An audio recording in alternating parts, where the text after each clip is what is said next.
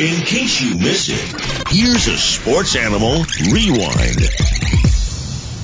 Time to talk some recruiting. We bring in friend of the show from 24/7 Sports, the National Director of Recruiting, JC Shurburtt, joins us here on the new Sentinel Sports page. Hey, JC, Vince, and Jesse here in Knoxville. How you doing, JC?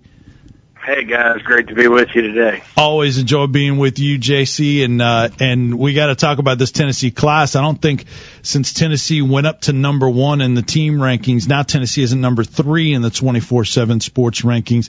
Haven't been able to talk to you since that tremendous run of verbal commits. Just give me your summary thoughts on how Butch Jones and this staff, how they're doing, and how impressive this is from your vantage point.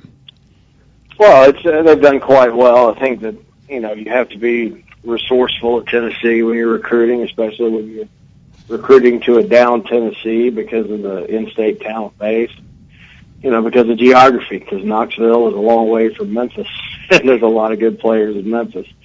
So, Tennessee has to go and recruit beyond its state borders, and they've been able to do that so far under Butch Jones. But most importantly, when there is good talent within the state of Tennessee, you have to take advantage of that. And the Vols certainly have. You look at their commit list, and Jalen Hurd and Todd Kelly are the top 2 prospects committed. Beyond that, you have to kind of work your angles and the people that are familiar with your program when you're down, that were there when it was great, that know how great it can be. And you look right there's Dylan Bates, who's, of course, a Tennessee legacy. You don't lose that guy if you can possibly help it, and they didn't. I think given Knoxville's proximity to the state of Georgia and Atlanta, it makes all the sense in the world to recruit well there. Cortez McDowell, one of the top safeties in the state of Georgia, big-time playmaker. I think that Tennessee, being one of the most eastern-situated SEC programs, it makes sense for them to go to the Mid-Atlantic. And then you look and you got DeAndre Payne out of Washington, D.C. Given the staff's ties to the Midwest and the fact that it's not terribly far from Knoxville to Ohio and Illinois and places like that, it's important to go and sort of become an SEC option there. And you look at Joe Henderson and Dominique Booth. I think Tennessee can go recruit junior colleges well and get a lot of good players that can make an impact there. And then, lo and behold, you see Eric Lauderdale and Chris Weathers. So I think that, you look at it, if you just sat down and wanted to write a plan for Tennessee recruiting and say this is what you do, I think strategically they've done it so far and almost to a T, no pun intended. And I think that when you look at the fact they have 23 committed right now, again, that's should have been part of the plan coming in. Tennessee's got a ridiculously hard schedule this year. Who knows how the season's going to turn out, but most of the time, even in today's we're going to decommit all the time kind of recruiting climate, statistically still about 90% stay committed across the country. Once you get that kid committed, it's really hard to lose them. So, you just can't say enough good about it. I mean, are they number 1? Are they going to finish number 1? Will they even finish in the top 10? Well, it depends on who everybody else gets and how they finish off the class. But right now, you have to just say that these guys have gone out there and followed a plan and executed it quite well. JC, I want to go back to the 2013 signing class for Tennessee. I remember early in the year, maybe January or February, you talked about Joshua Dobbs and about if Tennessee could get him, he would be a program changer. When you looked at Josh Dobbs coming out of high school and maybe already what he's done at Tennessee, did you have a certain timeline for him that you envisioned him stepping on the field for Tennessee as a starter, whether it's a freshman, sophomore season? Well, I felt like that he could possibly, play this year. I felt like, given his ability, not only in the run game, because you look at him, he's a great athlete, was a talented baseball player, he can move his feet, but the fact he's got such a good arm and he's a very accurate passer, I felt like he could possibly see the field this year. It just would depend on Justin Worley and Nathan Peterman and Riley, for all the guys that are on campus right now. So much depends on that because in a perfect world, you don't want to have a true freshman out there. But, I felt talent-wise and skill set-wise and scheme fit-wise, he was an outstanding fit. And people get caught up in, they need more of a dual threat. They need this.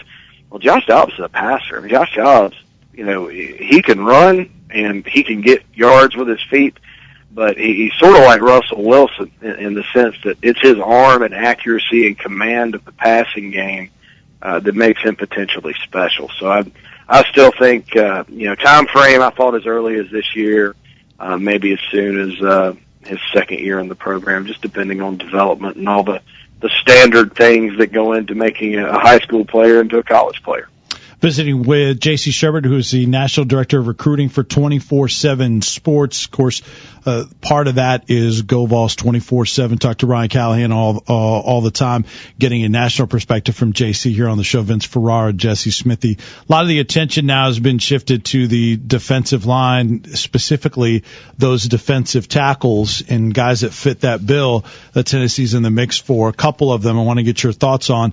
Derek Barnett from Brentwood Academy, Charles Mosley from Brighton, Tennessee. Talk about where you think Tennessee is in terms of potentially landing those two. Well, right now, Tennessee's my pick to land both. There's some talk. Our offices are in Brentwood. I mean, it's not like we have a line into the academy over there where we could just, listen and hear what everybody's saying. But, we have a pretty good feel for the beat of things there. And, there was talk a few weeks back that he was maybe even a silent commit. Maybe he'd already decided to attend the University of Tennessee. Derek Barnett is I think he's around 160th overall in the country. That's probably even too low, just depending on if he can grow into a tackle or if he stays as a big end. Just a talented player from here in state, and another one of those guys that when you have a Derek Barnett in your Tennessee, you need to sign it. Same thing with Charles Mosley.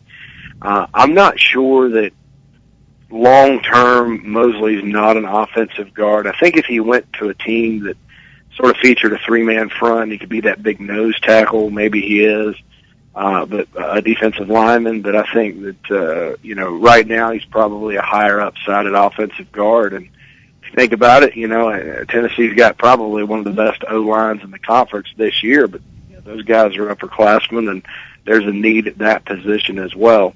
Got to hold off Alabama on Mosley. I think Vanderbilt is probably the number 2 team for Barnett.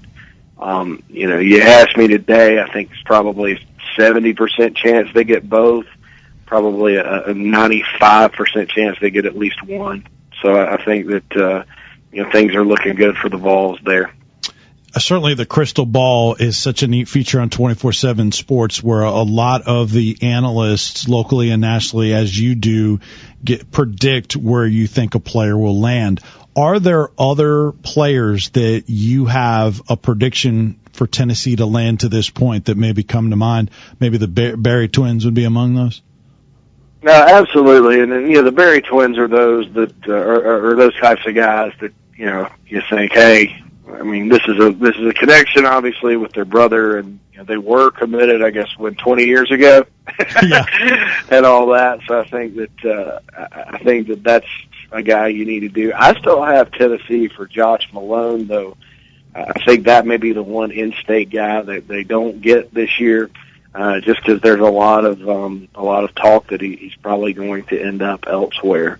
So I think Mosley and Barnett, and then you move on down the line with some of these other guys. I think that I think that's probably that's probably the number. Those are probably the two that I feel comfortable about. Devontae Lambert, well, this is interesting too. Devontae Lambert's out of Georgia Military Junior College. He's one of the top JUCO defensive linemen in the country. Auburn, Tennessee, and Florida all feel like they're getting him. And what's interesting is Georgia thought they were getting him for the longest time. He is, I guess, what you would call trending to Tennessee right now on Crystal Ball. It's 52% Vols at this point. And I think the last, 13, 14 picks have been for Tennessee. So, that would be a huge pickup on the defensive line. I mean, he's a guy that Auburn really wants, Florida really wants, Georgia really wanted. and for the Vols to go in there and get him is, again, an example of being extremely resourceful and working every advantage to upgrade the talent. Interesting. J.C. Shurburtt joining us here on the New Sentinel Sports page. You mentioned Josh Malone. I asked Barton Simmons this not that long ago, and I want to get your opinion on it too. Tennessee is certainly loading up big time in terms of wide receivers in this class and last year, and the numbers are getting pretty high, and even some athletes that project at wide receiver. Would you take Josh Malone over any of the wide receivers or projected wide receivers in this 2014 class for Tennessee? I would say yes, probably. I don't know how good Eric Lauderdale is going to be. I mean, he may end up being really good. So I may regret saying that, but certainly, over a Dominique Booth and Lauderdale, of course, is a junior college guy, so we know a little more about him. And, right. I'd probably take him over the JUCO guy, Camille Jackson, and you look down the list, and I think certainly what Josh brings to the table at 6'3", 200 pounds, and a 4'4", 540 guy is that length and height and explosiveness. He's a lot like your Marquez Norris or your Justin Hunters or your Cordero. Those taller, fast receivers that Tennessee's had over the years. He's that type of guy, and he's in state. He's over here in Nashville, and like I said, if you're Tennessee and you have talented players like that in your state, when it ticks up, there's your window of opportunity to really upgrade. Now, is Tennessee's rebuilding project going to be sidetracked if Josh Malone goes to Georgia or wherever? No. But I think certainly he's a player that you want and a player that could be an early impact guy for the Vols. JC, when you look at the national recruiting rankings, you got Texas A&M at number 8. With all that's going on with Johnny Manziel right now, do you project or predict there to be any kind of negative fallout with their recruiting class? Well, I don't think so right now, because I think that, nothing's happened to cause that fallout yet. But, I mean, if you think about it, there's so many scenarios with regards to recruiting in the state of Texas right now. What happens if Manziel doesn't play and A&M is back? They struggle. Maybe they go 5-7 or 6-6 or something. And then what if Texas A turns it around and has a great year and plays in the BCS bowl game, or B, they don't do so well and they fire Mac Brown and go hire what should be an outstanding coach, because that's the best job in the country. What's Texas going to do between now and signing day with regards to the top players going to A&M? So I think that's one of those things that's just going to have to play itself out. The fact that the media, the national media, is running around, interviewing autograph purchasers, and that underworld has been exposed through Johnny Football. I don't think that's hurting recruiting right now. If anything, it keeps the Aggies' names out there, and these kids know that they're not going to A&M to play for Johnny Football. They're going to A&M to play for Kevin Sumlin. I'm sure he and his staff are sort of able to spin it and make sure that it doesn't do anything damaging or cause any worries. But I mean, with all this craziness, I mean, you never know what other coaches are telling A&M's targets. I mean, it may be. There may be a number of things that are put in guys' heads, but someone in the staff are pretty good and pretty shrewd and pretty down to earth, honest guys. So I think that they'll do a good job of heading that off. JC, maybe about 10 days ago, there was a story that ran in the News Sentinel. Jabbo Lee's coach was upset with Tennessee after he left. He was signed with Tennessee and went to another school instead, Temple, and his coach was upset. His coach contacted the News Sentinel, so the News Sentinel ran a story with some of his quotes. It's from obviously Dillon High School in South Carolina. Could there be any backlash to something like that, or where the coach is basically criticizing a school like Tennessee and saying, well, maybe they shouldn't come around here anymore, that type of thing? Is that just typical stuff, or is there anything that could come out of something like that? Well, what if Chief Chavis was the head coach at Tennessee? Would they keep him out of Dillon? That's his hometown. I don't think. I think a lot of times things like this are sort of, or Kevin Steele for that matter. I mean, there's a lot of Vols influence in Dillon, South Carolina, if you get right down to it. Mm-hmm. Robert Ayers is from around there. He's from Bennettsville, which is in the PD as well. No, here's the thing. They should have never taken Jabbo Lee. Jabbo Lee was probably not good enough to play at Tennessee. I think they got desperate at running back. And then, when you have so many scholarships to give and so much space on your roster, you have to make decisions. And if somebody's borderline academically and you're not counting on them and they throw a Hail Mary and get in, then certainly, you have to make a tough call. Now, that being said, did they offer him a gray shirt? They say could delay enrollment. What was the real story there? We'll never know. But, he's at Temple now and going to go up there and play.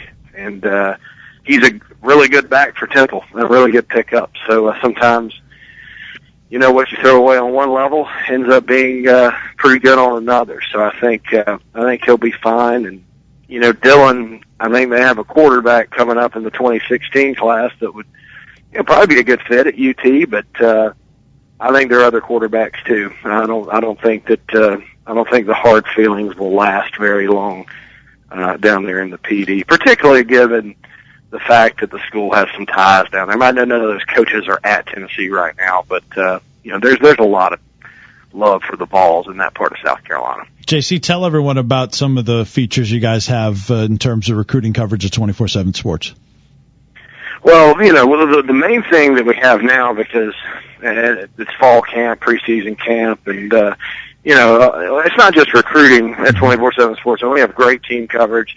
And right now we have something called All Access VIP where, if you're a Tennessee fan, you can go and read the inside word from the Alabama practices or the LSU practices or, any of a number of our sites. So that's a nice feature right now. And you can get it all from your phone and stay connected all the time from all places. So that's kind of what we're excited about right now. Team sites for 13 of the 14 SEC teams, the NFL with the Tennessee Titans, and much more. 24/7 Sports. JC, great to talk to you. Have a super weekend. We appreciate you. Thanks, guys. Thanks. At JC Shurburtt on Twitter.